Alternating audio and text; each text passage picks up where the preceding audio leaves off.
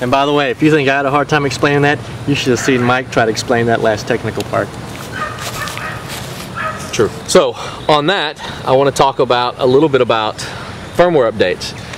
I think, well, there's no thinking, I know that the PocketWizard definitely has a better system with the USB plug. They simply send a firmware update over the internet and you can download it. But the only problem I have with that is because it's so intrusive, the system, meaning it has to be Pacific Canon, it has to be Pacific Nikon, and then not only that, get more specific, it has to be a Pacific camera from Canon. For example, right now the 580EX2, excuse me, the 5D Mark II does not work with the system because of the new sensor. And yes, they'll probably get it fixed. But the point is, if wireless flash is your life, which it is for us here at TriCoast, I can't use my brand new camera that I just spent almost $3,000 for with this system. So I have a problem with that aspect. Though the firmwares are nice, until it comes out with a new firmware, I'm down. Still, with that said, the firmware aspect does beat the RadioPopper system. While I have to admit the RadioPopper, because being beta testers for RadioPoppers for quite some time, even back in the P1 units, they've come out with a lot of firmware updates. Even though they don't have the USB plug and you can download it, all we've ever had to do was overnight our USBs or just ship it to them, and as soon as they receive them, they actually update the firmware that same day and ship it back to you overnight. So you're literally only out your RadioPopper units for a couple days, and then you have the newest firmware up on it. Not something you probably need to do all the time, but it's still nice to know that the customer service from RadioPopper has been that good and well worth mentioning in this video. The only problem I see, again going back to no matter how many firmware updates you can do, it would be nice to see the RadioPopper put in a USB plug, but then even though the PocketWizard has a USB plug, it's not going to solve a lot of the issues that they have, which Cody just explained in the technical aspect when it comes to the noise and everything else that's just literally inherent built into their system.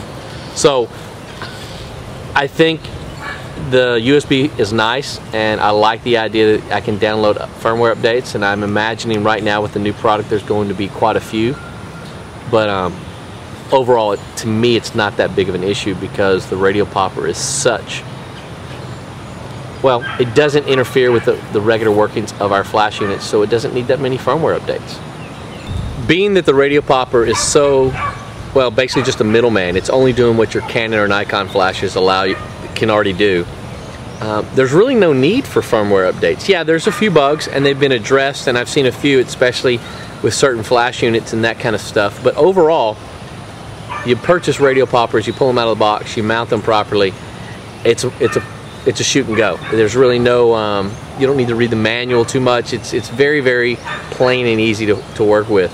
So I actually kind of feel that the firmware update, while is nice, definitely an advantage with the PocketWizard with the USB plug, but they're designed simply because it's so intrusive and so specific to the system, they're going to need more firmware updates. So it's very good that they have that, because without it I think the product would actually be almost useless.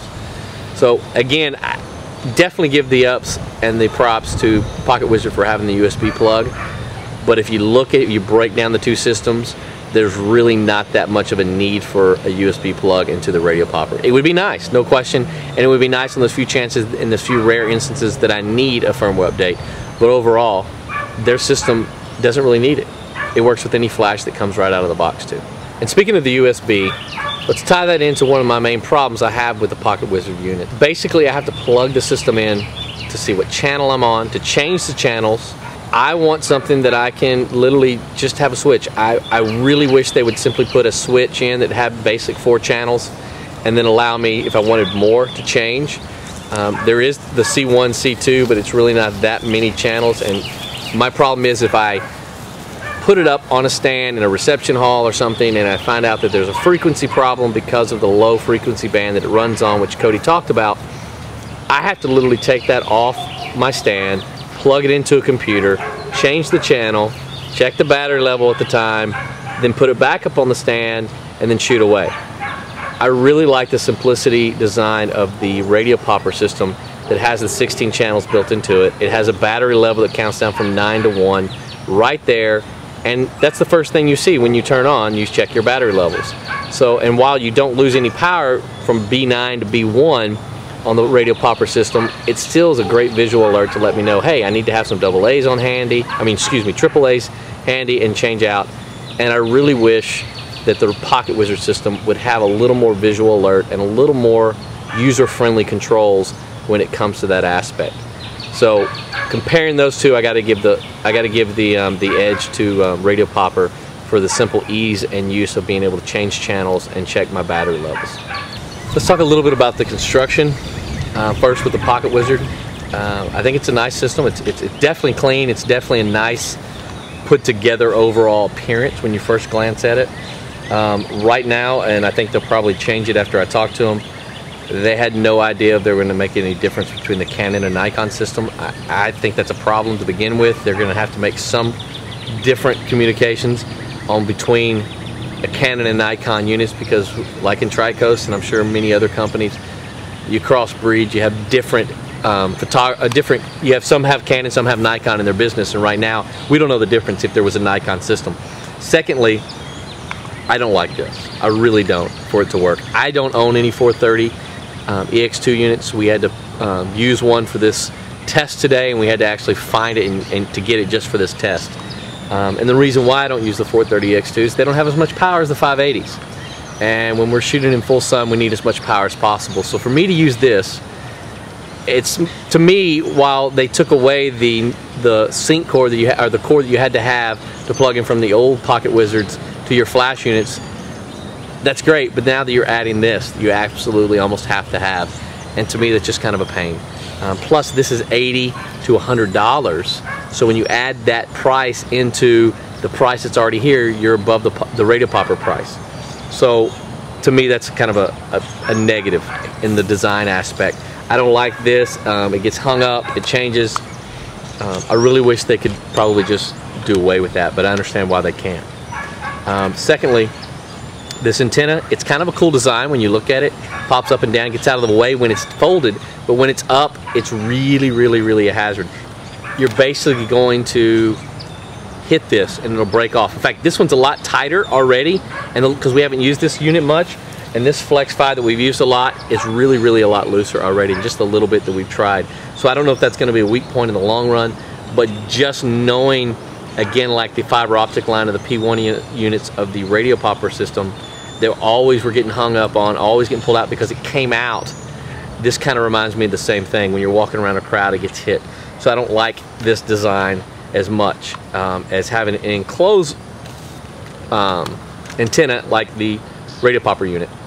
This is the PX transmitter, and you can have this out, but it's nice tucked. It's all very, very enclosed now with this new new mounting system, which, by the way, is really just the same size or smaller than the Flex TT5 now with the mounting system.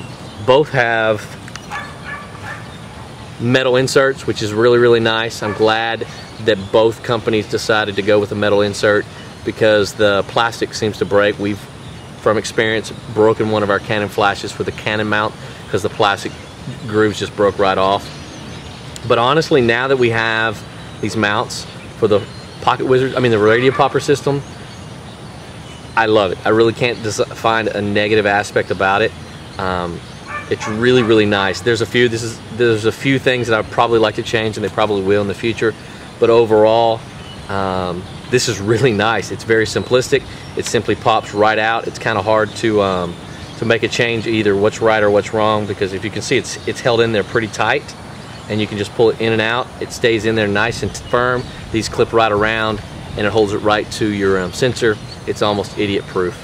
Very easy. I like to put the antenna right here. If I need to change the channels, to simply roll it out of the way, do what I need to do on the LCD, and then roll it right back so it's not in the way. This is exactly the same setup that we got the 680 feet out of. So it's very, very easy to use.